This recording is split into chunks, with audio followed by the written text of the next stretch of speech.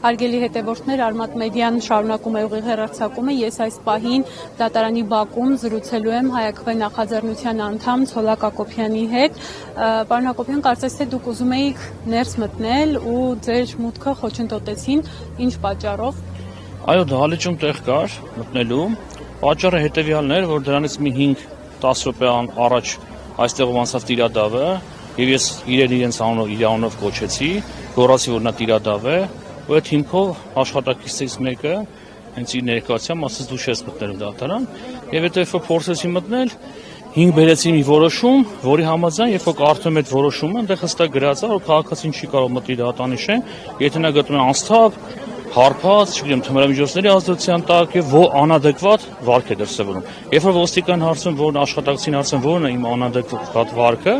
ինքը ասում, որ դու գոռացիր, կարող ես դատանում եք գոռալ։ Ես այն պատճառաբանությամբ ասում, հիմա նույն ձև կարամ ես ենթադրեմ, որ դուք կարող 5 րոպե այստեղ հանցան կատարեք։ Իսկ ինչ անշուշտ պետք է հիմա այստեղ ձերբակալ են տանեն։ Այսինքն սա է ակնհայտ է, որ մարդիկ վախեցած են, որ իրենց անունով է կոչում, բայց ես կարծում այո պետք է կոչել, տիրադավը պետք է իմանա, որ ինքը տիրադավ է, որ ինքը տեղ չունի այս հասարակության մեջ, որ ինքը դավաճան է, ինքը սեփական ուխտը, սեփական երթումը խախտել է։ Նախորդ դատական նիստն ավարտվեց դատավորի ինքնաբացարկով։ Ինչ ակնկալիք կա այս դատական նիստից։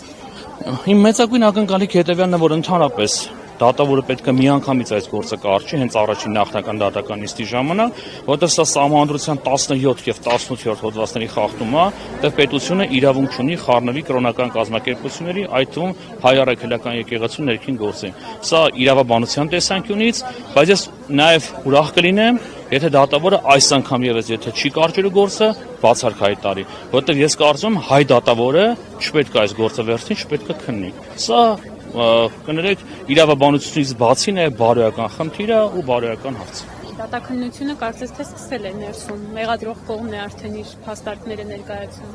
Այո, դե հաջորդ մեր հույսը պիտի կանա, որ դատանը վերջ-վերջը պիտի արդարացնի։ Իրավական հաջորդ հույսը դա է լինելու, բայց ուղղակի ամաչում եմ սրա։ Սա մեր ազգային ամոթն է, սա մեր ազգային խայտարակությունն է։ Երբ որ մի անձի, մի փոքրիկ դիկտատորի կամքի պատճառով այսքան մարդ ծառայում է իրենց, այս ամբողջ համակարգը ծառայում է, ամոթ հողակի, ամաչում եմ, ու մեր քաղաքացին պետք է խոսա, պետք է խոսքը։ Սա այն վերջին մեր հանգրվանն է, սա վերջի եկեղեցի մեր վերջի սրբությունն է։ Սա էլ հանձնելու պարագայում չգիտեմ, մենք որպես մարդ ոնց ենք ապրելու այս հողի վրա, ինչ ենք ասելու մեր սերունդներին։ Դասագրքի երբ որ բացեն 50 տարի հետո մեր թորները ասել են, դուք այս ժամանակ ապրել եք, չեք ամաչել, էս էլ բոլշևիկյան ժամանակաշրջան չի, օտարը չի իշխել, հայերն են իշխել, ոնց եք ապրել։ Սա ամոթ հողակի, որը պետք է հաղթեն, պատվով ու պետք է դուրս գանք սրա տակից։ Այլ ճանապարհ, այլ երկ չկա։